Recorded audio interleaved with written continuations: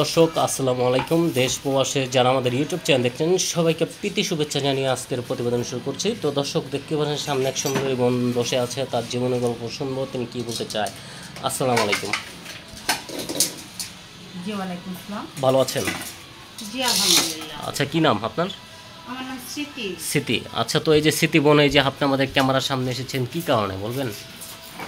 আসার তো অনেক কারণে আছে, যেমন আমার আম্মু অসুস্থ, আমার আম্মুর হার্ট ব্লক, আমার আম্মু ডাক্তার বলছে যে ওনাকে ঋণ করে করবো, তা আমার কাছে এত টাকা নাই, আমি এত টাকা কোথায় পাবো?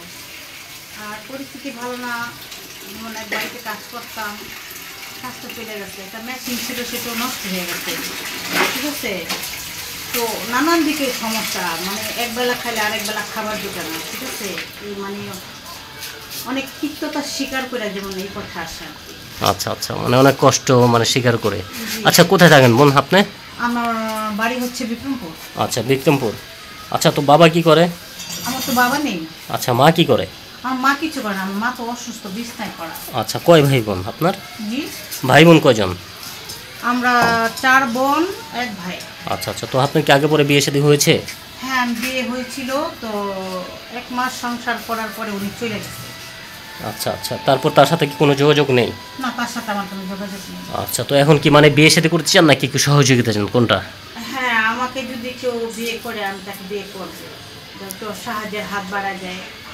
যা আমার মা পায়ের নিচে মাটি নাই, মাথার উপরে ছাদ নাই, যদি কেউ আমাকে সাহায্যের হাত বাড়ায় বা আমাকে একটু ভালো থাকার জন্য হাত বাড়ায়, তো আমি বিয়ে করবো তাকে। আচ্ছা, তো আপনি লেখাপড়া হয়নি? আমি লেখাপড়া জানি, কি পর্যন্ত লেখাপড়া করেছেন? ক্লাস 6।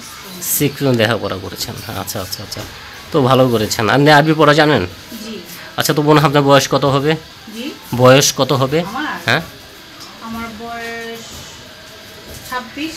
আচ্ছা আচ্ছা আচ্ছা, তো এখন চাচ্ছেন যে কোনো প্রকৃতিক মানুষ যদি আপনাকে পছন্দ করে তাহলে আপনি তাকে মন দিবেন, কিন্তু আপনার কেউ মানে অসুবিধা, আপনার আম্মু একটু অসুস্থ, ঠিক না? হ্যাঁ, আচ্ছা, তো আসলে আমার এই কথা আসাটা শুধু আমার আম্মুর জন্যে।